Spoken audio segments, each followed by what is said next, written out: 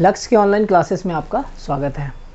तो आज हम लोग देखेंगे कुछ डेफिनेशंस हम लोग देख रहे थे हालांकि, ठीक है। आज भी हम लोग कुछ डेफिनेशंस ही देखेंगे।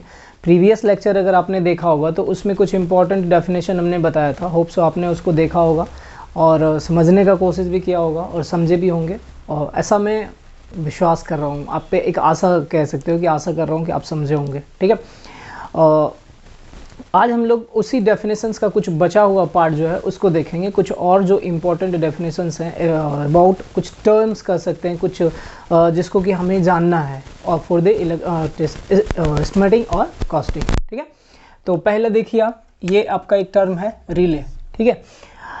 रिले क्या होता है समझिएगा। देखिए यहाँ पे हम लोग डीप में नहीं पढ़ेंगे, बस ये जानना है कि एक्चुअली में यह इक्विपमेंट होता क्या है, उसका क्या इस्तेमाल है। फिर जब हम लोग कंस्ट्रक्शन वर्किंग की बात करेंगे तो जब अगले सेमेस्टर में आपको पढ़ना होगा और रिले के बारे में या और भी जो इक्विपमेंट्स हैं तो वहाँ पे आप इसको डिटेल में पढ़ेंगे, ठीक है। हालांकि देखिए घर में कहीं पे आपका रिले यूज़ नहीं होता है, ठीक। घर में कहीं रिले यूज़ नहीं होता है रिलेटेड टू, जैसे बल्ब है, फैन है, स्विच है, इन सब चीज़ों में कहीं रिले यूज़ नहीं होता है। लेकिन घर में ही अगर आप मोटर लगा के रखे हैं, ठीक है, जो वाटर पंपिंग के लिए होता है, मतलब जिस मोटर से आपके जो छत पे सिंटैक्स बने होते हैं और उस सिंटैक्स में जो आपका मोटर यूज करके आप ले जाते हैं, ठीक है, तो उस मोटर में आपका रिले लगा हुआ हो सकता है, ठीक है, या स्टार्टर भी लगे होते हैं उसमें, आपको पता होगा, ठीक है। तो अभी बात करते हैं कि रिले क्या है। रिले जो है एक ऐसा डिवाइस है जो कि फॉल्ट को डिटेक्ट करता है, ठीक है। बड़े बड़े इक्विपमेंट में ये लगे होते हैं, जैसे ट्रांसफार्मर में लगे होंगे आपका सर रिले, और जब आप अल्टरनेटर की बात करेंगे या सिंक्रोनस मोटर की बात करेंगे तो हर जगह रिले लगा हुआ होगा, और इसके साथ में आपका सर्किट ब्रेकर लगा हुआ होगा, ठीक है। तो रिले क्या है कि एक फॉल्ट डिटेक्टिंग डिवाइस कह सकते हैं, या इसको भी कह सकते हैं आप सेफ्टी डिवाइस है। तो इसका मेन वर्क क्या होता है कि यह फॉल्ट को डिटेक्ट करता है, जो भी फॉल्ट होगा वह फॉल्ट को सेंस करेगा और ये मैसेज दे देता है किसको, सर्किट ब्रेकर को। जिस तरह का भी कोई भी फॉल्ट होगा, जिस प्रकार का आप रिले लगाए होंगे, उस रिले को वह रिले क्या करेगा, फॉल्ट को डिटेक्ट करेगा, और जो फॉल्ट होगा उस फॉल्ट को ये क्या करेगा, मैसेज देगा, पास कर देगा, कह सकते हैं एज ए इंफॉर्मेशन कह सकते हैं, पास करेगा सर्किट ब्रेकर पे, और सर्किट ब्रेकर फिर क्या करेगा, ट्रिप कर देगा। समझ में आई बात। तो जहां भी रिले लगा हुआ होगा वहां सर्किट ब्रेकर लगा हुआ होगा, ठीक है। तो सर्किट ब्रेकर जो होता है रिले से मैसेज रिसीव करता है, या रिले जो है फॉल्ट को सेंस करता है और डिटेक्ट करता है, डिटेक्ट करके मैसेज पास करता है किसके पास, सर्किट ब्रेकर के पास, और सर्किट ब्रेकर क्या करता है, सर्किट को ट्रिप कर देता है, जिसके वजह से आप कह सकते हैं कि जो भी इक्विपमेंट में हमारा रिले या सर्किट ब्रेकर लगा हुआ होगा वह इक्विपमेंट आपका सेफ रहेगा, मतलब बच जाएगा, उसमें किसी तरह का कोई फॉल्ट नहीं आएगा, ठीक है। जलने से बच सकता है। जैसे कि आप देखिए ट्रांसफार्मर की बात करें तो ट्रांसफार्मर में आपका एक बुकोल्ज रिले लगा हुआ होता है, ठीक है। कौन सा रिले लगा हुआ होता है, बुकोल्ज रिले।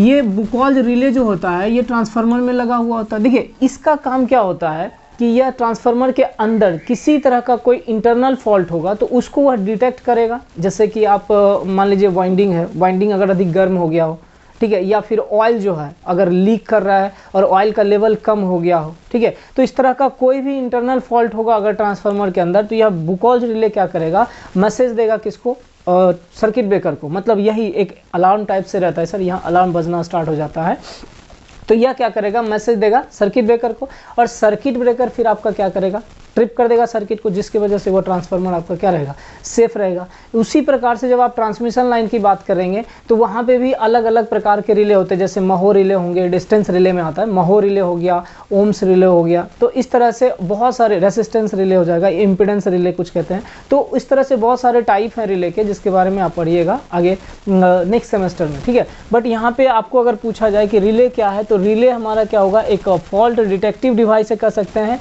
या फिर सेंसिंग डिवाइस है, जो कि फॉल्ट को सेंस करेगा और वह मैसेज पास करेगा किसको, सर्किट ब्रेकर को, और सर्किट ब्रेकर फिर क्या करेगा, सर्किट को ट्रिप कर देगा, जिसके वजह से इक्विपमेंट हमारा सेफ रहेगा। ध्यान दीजिएगा यहाँ पे, relay is a device that detects the fault. Relay क्या है, एक डिवाइस है जो कि फॉल्ट को क्या करेगा, डिटेक्ट करेगा, and initiate the operation of the circuit breaker, ठीक है। सर्किट ब्रेकर के ऑपरेशन को ही इनिशिएट करता है, मतलब जो भी फॉल्ट को डिटेक्ट किया वह फॉल्ट ये एज ए इंफॉर्मेशन कह सकते हैं, पास कर देगा किसके पास, सर्किट ब्रेकर के पास, और सर्किट ब्रेकर क्या करेगा, उसका जो ऑपरेशन है मतलब ट्रिप करने का, ठीक है, ट्रिप करने का ऑपरेशन, ये कहते हैं ना सर्किट ब्रेकर आपका फॉल्ट के कंडीशन में ऑटोमेटिकली ऑपरेट होता है, वहाँ पे फिर आपको मैनुअली ऑपरेट करने का ज़रूरत नहीं है। तो यहाँ पे क्या करेगा कि जो भी हमारा सर्किट ब्रेकर का ऑपरेशन रहेगा उसको इनिशिएट करेगा कौन, रिले। किस बेस पे, जो भी फॉल्ट डिटेक्ट कर रहे हैं, जिस प्रकार का फॉल्ट होगा, जिस प्रकार का रिले आप लगाए हुए हैं, उस प्रकार का आपका फॉल्ट यहाँ पे आएगा, और यह क्या करेगा, सर्किट ब्रेकर इनिशिएट होगा उसके फॉल्ट के ऊपर से, मतलब उस जो जिस प्रकार का फॉल्ट होगा उस फॉल्ट से रिलेटेड यह हमारा सर्किट ब्रेकर ऑपरेट होगा या इनिशिएट होगा ऑपरेशन के लिए, to isolate the defective element from the rest of the system. Isolate का मतलब क्या हुआ, अलग करना, मतलब ब्रेक कर देना, ठीक है। तो क्या करेगा सर्किट ब्रेकर, जो भी सिस्टम में फॉल्ट आया है उस डिफेक्टिव सिस्टम को आइसोलेट कर देगा from the rest of the system. जो भी बचा हुआ, मान लीजिए आप 10 ट्रांसफार्मर यूज़ कर रहे हैं कहीं पे, और अगर रिले नहीं कनेक्टेड है वहाँ पे, या फिर आप कोई 10 मोटर कह लीजिए, मोटर कनेक्ट करके रखें, वहाँ रिले लगा हुआ है, सर्किट ब्रेकर लगा हुआ है, अगर आप मान लीजिए कि रिले नहीं कनेक्ट करके रखे हैं और 10 को आपने कनेक्ट कर दिया सर्किट ब्रेकर से, फॉल्ट तो आएगा, ठीक है, लेकिन सब में ट्रिप, अगर एक में आएगा, सब एक से कनेक्टेड रहेगा, तो क्या होगा, सारा का सारा डैमेज हो जाएगा, है ना। तो यहाँ पे क्या है, अलग एक रिले एक सर्किट ब्रेकर, एक रिले एक सर्किट ब्रेकर। आपको बताया होगा मैंने कि सर्किट ब्रेकर भी आजकल घरों में इंडिविजुअल इक्विपमेंट के लिए यूज करने लगे हैं, ठीक है ना। ठीक उसी प्रकार से जो मोटर होगा उसके लिए भी हम लोग क्या करते हैं, इंडिविजुअली यूज करते हैं। क्लियर, क्या है एसेसरीज। अब ये एसेसरीज क्या है, देखिए बस एक टर्म आप कह सकते हैं कि ये एसेसरीज क्या हो सकता है। जैसे कि आपको अगर बोला जाए इंडिविजुअली, आप बल्ब को बल्ब भी बोलेंगे, ठीक है, स्विच को स्विच बोलेंगे, स्विच बोर्ड को स्विच बोर्ड बोलेंगे। लेकिन अगर इकट्ठा सबको रख दिया जाए, जैसे मान लिया एक ही जगह पे कहीं एक जगह है जहाँ से कि मतलब आप हर एक इक्विपमेंट को ले जा सकते हैं, ठीक है, वहाँ पे हर एक का कलेक्शन है, जैसे वायर भी वहीं रखा हुआ है, स्विच बोर्ड है, फ्यूज़ है, हर एक इक्विपमेंट आपका क्या है कि वहीं पे रखा हुआ है।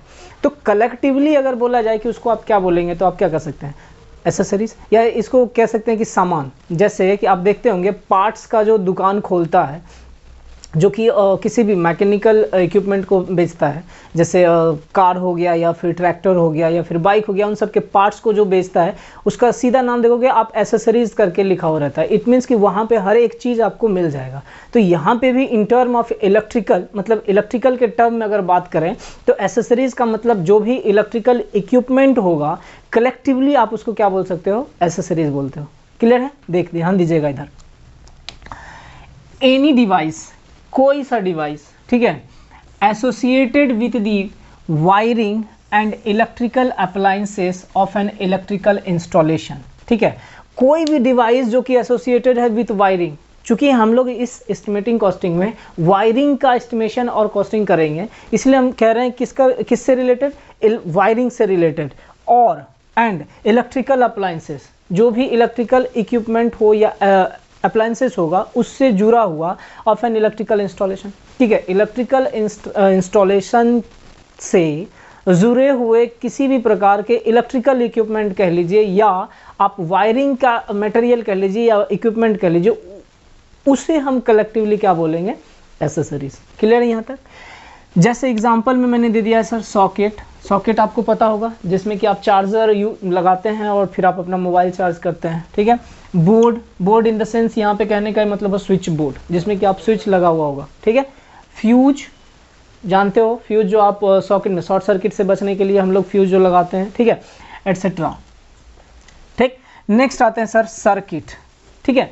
सर्किट क्या है, सर्किट जो होगा आप कह लीजिए कि कोई क्लोज्ड पाथ, कोई वैसा क्लोज्ड पाथ जिसके थ्रू या जिससे होकर करंट फ्लो कर सकता है, उसको हम क्या बोल सकते हैं, सर्किट। एग्जाम्पल में समझ लीजिएगा कि क्या बोल सकते हैं आप, किसी भी प्रकार का पढ़े होंगे नेटवर्क में आप, ठीक है, नेटवर्क में पढ़े होंगे कि एक वायर ले लीजिए या एक कोई सा इक्विपमेंट, एक लोड ले लीजिए, एक और वायर ले लीजिए, उसके साथ एक स्विच कनेक्ट कर दीजिए, पूरे को क्लोज कर दीजिए, तो हमारा क्या कहलाता है, सर्किट। फॉर एन एग्जाम्पल अगर देखा जाए तो आप इस तरह से कह सकते हैं कि यहाँ पे आपका क्या हो गया, एक स्विच लगा हुआ है और यहाँ पे आपका एक लोड या बल्ब लगा हुआ है, और यहाँ पे आपका हमने ये कर दिया, ठीक है, ये कर दिया आपका, ठीक, ये हमारा क्या हो गया, बल्ब, जिसको कि हम बोल रहे हैं लोड।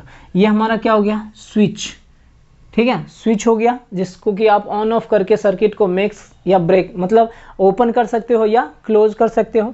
और ये हमारा हो गया सोर्स, एसी सोर्स का ऐसा डिनोशन होता है, इस प्रकार से हम डिनोट करते हैं एसी को, ठीक है। तो ये हमारा हो गया क्या, सोर्स। अब ध्यान से देखिएगा कि अगर स्विच इस पोजीशन में है तो ये ओपन है, ठीक है, ये क्या है, ओपन। जैसे इसको आप क्लोज करोगे, इसको हम क्या कर सकते हैं, सर्किट, ठीक है। हालांकि ओपन रहेगा तभी आप ओपन सर्किट बोल सकते हो, या क्लोज रहेगा तो क्लोज सर्किट बोलते हो, ये अलग बात हो जाएगी, ठीक है। तो यहाँ पे ओपन सर्किट क्लोज सर्किट बोल सकते हो, लेकिन अगर इसको बोला जाए तो क्या बोलेंगे हम, सिर्फ सर्किट। अलग बात हो जाएगी कि ओपन सर्किट अलग है, शॉर्ट सर्किट अलग होगा, क्लोज सर्किट अलग होगा, तीनों अलग अलग टर्म है सर, ठीक। जैसे घर में आपकी बात, घर में ही बात किया जाए कि आपका एक फैन है, एक बल्ब है लगा हुआ है, और स्विच से आपने कनेक्ट कर दिया। अगर स्विच ऑन होगा तो इसका मतलब होगा कि अगर वह फैन का स्विच होगा या बल्ब का स्विच होगा तो इसका मतलब कि वह क्लोज्ड होगा, है सर्किट। घर में जितने वायर लगे हुए हैं सब सर्किट के अंदर आएगा, ठीक है, या इसको नेटवर्क आप बोलते हो हालांकि, ठीक है, लेकिन यहाँ पे सर्किट के अंदर आएगा, सर्किट ही कह सकते हैं कि सर्किट है वह, ठीक है। अगर बोला जाए कि स्विच ऑफ कंडीशन में, तो वह हमारा क्या होगा, ओपन सर्किट, या मतलब उसमें करंट फ्लो नहीं कर रहा है, ठीक है, ओपन हो गया। अगर वह स्विच को क्लोज करके रखें तो वो हमारा हो जाएगा क्लोज सर्किट, क्लियर है। तो वही चीज़ यहाँ पे हमारा हो गया क्या, ये जो है आपका कंप्लीटली, इसको आप क्या बोल रहे हो, सर्किट। अब चूंकि अगर यह स्विच क्लोज है तो इसको हम बोल सकते हैं क्लोज सर्किट। क्लोज सर्किट का मतलब होगा नॉर्मल ऑपरेशन हो रहा है यहाँ पे, मतलब कि करंट हमारा फ्लो कर रहा है, क्लियर है यहाँ पे। चलिए आगे ध्यान देखते हैं, देखिए इसको भी, एन अरेंजमेंट। अरेंजमेंट का मतलब क्या हुआ, सजा देना। जैसे कि यहाँ पे हमने क्या बल्ब लगा यूज किया था, एक लोड, और वायर लगाया, स्विच लगाया, और सोर्स को सबको एक तरह से सजा के हम क्या किए, बना दिए थे। तो एन अरेंजमेंट ऑफ कंडक्टर, किसी भी कंडक्टर का arrangement, and electrical apparatus. Electrical apparatus कहने से क्या तात्पर्य हुआ, यहाँ से बल्ब हो गया, ठीक है, बल्ब को या स्विच को आप कह सकते हैं, फैन होगा, जिस प्रकार का इक्विपमेंट होगा हम उसको बोल रहे हैं electrical apparatus. In such a way that it causes a close path to flow of current, ठीक है, close path to flow of current. तो ध्यान दीजिएगा, जिसमें करंट फ्लो करेगा उसको ही हम बोल रहे हैं सर्किट, ठीक है, जिसमें करंट फ्लो करेगा उसको ही हम बोल रहे हैं क्या, सर्किट। जो भी सर्किट होगा डेफिनेटली क्लोज होगा और उसमें करंट फ्लो करेगा, तभी हम उसको क्या बोल सकते हैं, सर्किट। और इस जैसे हम ओपन सर्किट आपको बोले तो open circuit is a type of a fault है सर, वह जो है कह सकते हैं कि एक प्रकार का फॉल्ट है जो कि होना नहीं चाहिए, ठीक है। तो वो ये हो गया आपका, ठीक। तो जिसमें करंट फ्लो करेगा, एक अरेंजमेंट जिसमें कि करंट फ्लो करेगा, उसको हम क्या बोल सकते हैं, सर्किट। नेक्स्ट ध्यान दीजिएगा, ओपन सर्किट, ठीक है। ओपन सर्किट आपका क्या होगा कि जिसके थ्रू करंट फ्लो नहीं करेगा, करंट फ्लो नहीं करेगा, और कह सकते हैं कि उसका रेसिस्टेंस जो होगा इनफाइनाइट होगा, बहुत अधिक। आप स्वाभाविक है यहाँ पे आप समझिए कि रेसिस्टेंस अगर काफ़ी अधिक होगा, बहुत ज़्यादा इनफाइनाइट होगा, तो करंट कभी फ्लो कर पाएगा क्या, करंट नहीं फ्लो करेगा। हाई रहेगा तो माइनर करंट आप कह सकते हैं, या लीकेज करंट हो सकता है लेकिन फ्लो नहीं करेगा, ठीक है, या लीकेज करंट फ्लो कर सकता है हाई में। लेकिन अगर इनफाइनाइट रेसिस्टेंस है तो कभी भी करंट फ्लो नहीं करेगा, ठीक है। जैसे कि हम बताए थे आपको, ये एक रेसिस्टेंस ले लीजिए और यहाँ पे एक स्विच है, बताइए इसके थ्रू कभी करंट फ्लो करेगा क्या, कभी नहीं। जब आप यहाँ के क्रॉस रेसिस्टेंस मेजर करेंगे तो रेसिस्टेंस हमारा क्या होगा, इनफाइनाइट होगा, ठीक। तो ओपन सर्किट वही है, the path of a current having infinite resistance and current does not flow through it. ये जो पाथ है मतलब जो ये आप कह सकते हैं ओपन सर्किट एक पाथ ऑफ करंट है जिसके थ्रू करंट कभी फ्लो नहीं करेगा, और उस पाथ का रेसिस्टेंस जो होगा क्या होगा, इनफाइनाइट होगा, ठीक। Next short circuit, the path of the current having zero resistance. Short circuit की बात करेंगे तो यहाँ पे ये लोड को भी हम क्या करेंगे, ख़त्म कर देंगे कुछ इस तरह से, ठीक है, और स्विच को हम क्या किए, क्लोज कर दिए। या आप ऐसा कर सकते हैं कि कोई दो कंडक्टर ले लीजिए, दोनों लाइव कंडक्टर को हटा दीजिए, तो हमारा क्या होगा, शॉर्ट सर्किट हो जाएगा। उस टर्म में हैवी करंट फ्लो करेगा, ठीक है, हैवी करंट फ्लो करेगा और रेसिस्टेंस हमारा क्या हो जाएगा, जीरो हो जाएगा, ठीक। ध्यान दीजिए, the path of A current having zero resistance and heavy current flow through it, ठीक है, वैसा पाथ जिसके थ्रू हैवी करंट फ्लो करेगा और उसका रेसिस्टेंस क्या होगा, जीरो, उसको हम क्या बोल सकते हैं सर, शॉर्ट सर्किट।